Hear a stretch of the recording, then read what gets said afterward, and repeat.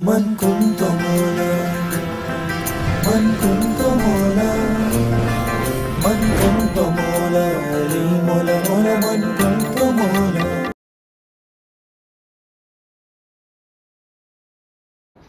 السلام علیکم ورحمۃ اللہ وبرکاتہ. نحمده ونصلی علی رسولہ الکریم. اما بعد. بسم اللہ الرحمن الرحیم. وَإِذْ أَخَذَ اللَّهُ مِيثَاقَ النَّبِيِّينَ لَمَا آتَيْتُكُم مِّن كِتَابٍ وَحِكْمَةٍ ثُمَّ جَاءَكُمْ رَسُولٌ مُصَدِّقٌ لِمَا مَعَكُمْ لَا تُؤْمِنُونَ بِهِ وَلَا تَنصُرُنَّهُ قَالَ أَقْرَرْتُمْ وَأَخَذْتُمْ عَلَى ذَلِكُمْ إِصْرِي قَالُوا أَقْرَرْنَا قَالَ فَشَهِدُوا وَمَا أَكُنْ مِنَ الشَّاهِدِينَ. صدق اللہ مولانا العظیم.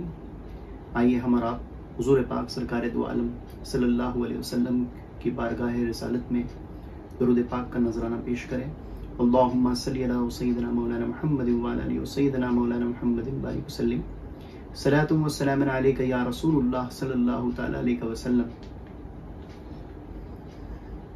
آج جو یہ آیت کریمہ کی تلاوت کا شرف حاصل ہوا، یہ اشارہ کرتا ہے، یہ حقیقت بیان کرتا ہے یہ آیت میثاق نبوت محمدی کی. تو جو میثاق کی سیریز ہم لوگ لے کر کے چلے ہیں، اس کے اندر یہ تیسرا اور آخری میثاق ہے. تھوڑا سا ریکیپ اگر کریں تو سب سے پہلا میثاق اللہ تبارک و تعالیٰ نے حضرت آدم علیہ السلام کی پشت سے تمام عالم ارواح کو ظاہر کیا، اور تمام بنی آدم سے جو ہے اللہ تبارک و تعالیٰ نے میثاق لیا، اور وہ میثاق تھا میثاق الست. اس میں گواہ ہو گئے فرشتے اور زمین و آسمان. دوسرا میثاق جو ہوا وہ میثاق نبوت تھا، جو کہ تمام انبیاء اور رسول کی ارواحوں سے لیا گیا کہ وہ اللہ تبارک و تعالیٰ کے احکام کو اس دنیا میں پورا کریں گے، اور جو ہے پیغام الہی کو اس دنیا میں عام کریں گے.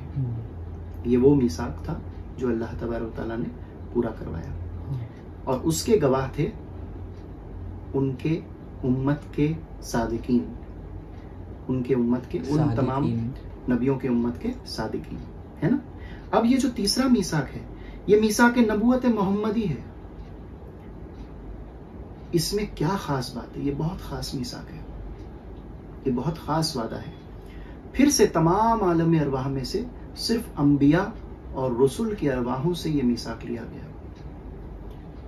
صرف انبیاء اور رسول کی ارواحوں سے یہ میثاق لیا گیا. اور یہ میثاق میں اللہ تبارک و تعالیٰ کیا فرما رہا ہے؟ یہ سورہ آل عمران کی آیت نمبر 81، آیت نمبر 81.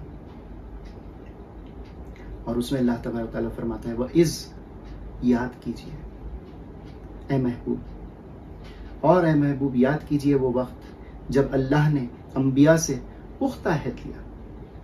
اللہ نے انبیاء سے پختہ عہد لیا.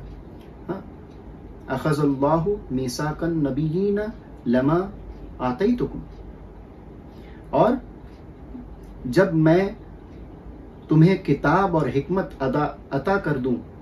کیا عہد لیا اللہ تبارک و تعالیٰ نے؟ اللہ نے اپنے نبیوں سے یہ عہد لیا کہ اور جب میں تمہیں کتاب اور حکمت عطا کر دوں، پھر تمہارے پاس وہ سب عظمت والے، پھر تمہارے پاس سب سے عظمت والے رسول حضور پاک سرکار دو عالم صلی اللہ علیہ وسلم تشریف لائیں گے. اور جب وہ تشریف لائیں تو وہ ان کتابوں کی تصدیق فرمانے والے ہوں گے. کیا؟ وہ ان کتابوں کی تصدیق فرمانے والے ہوں گے جو تمہارے ساتھ ہوں گی، جو تمہارے ساتھ ہوں گی. تو ضرور بالضرور ان پر ایمان لاؤ گے.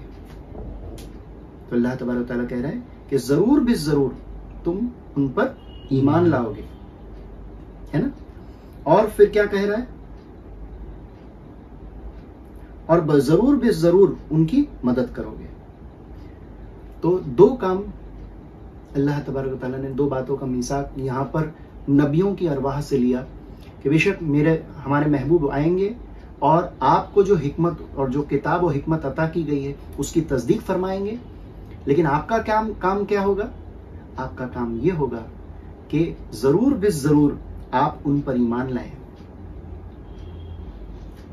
ضرور بس ضرور آپ ان پر ایمان لائیں، اور ضرور بس ضرور آپ ان کی مدد کریں.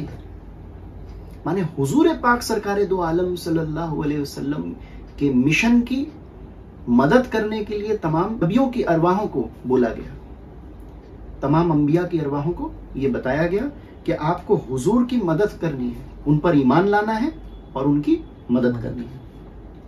پھر اس کے بعد آگے کا مفہوم بیان ہو رہا ہے. فرمایا کیا تم نے اقرار کیا؟ قالا اقررتم، کیا تم نے اقرار کیا؟ پھر آگے کہہ رہا ہے اور اس شرط پر میرا بھاری عہد مضبوطی سے تھام لیا. وَأَخَذْتُمْ عَلَى ذَلِكُمْ إِصْرِي، اور اس شرط پر میرا بھاری عہد مضبوطی سے تم نے تھام لیا ہے نا.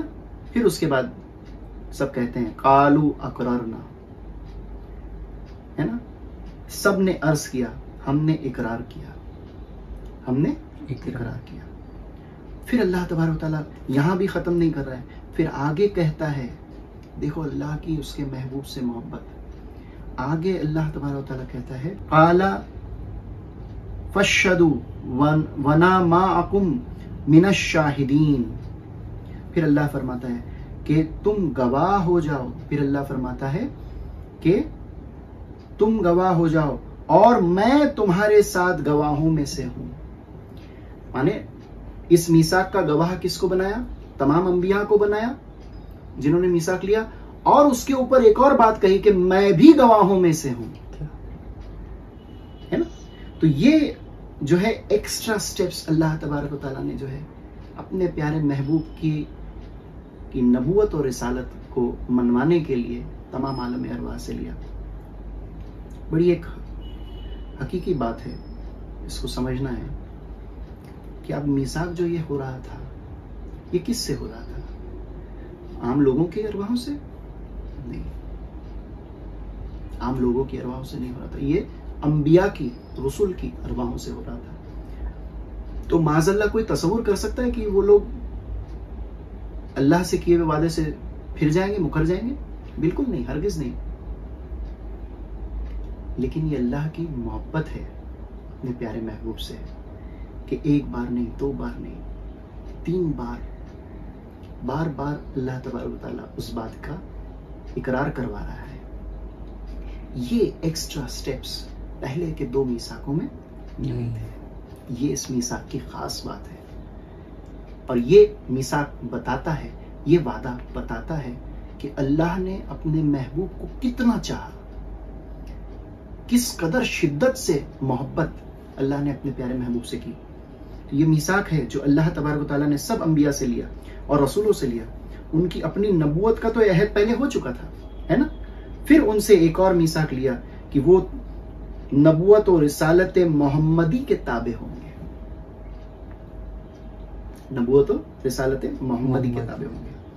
تو باقی 2 میثاق میں اور یہ میثاق میں یہ فرق سمجھ میں آ گیا کہ باقی 2 میثاق میں صرف کانٹینٹ پڑھا گیا اور لوگوں نے ہاں کہہ دیا اور میثاق ختم ہوا.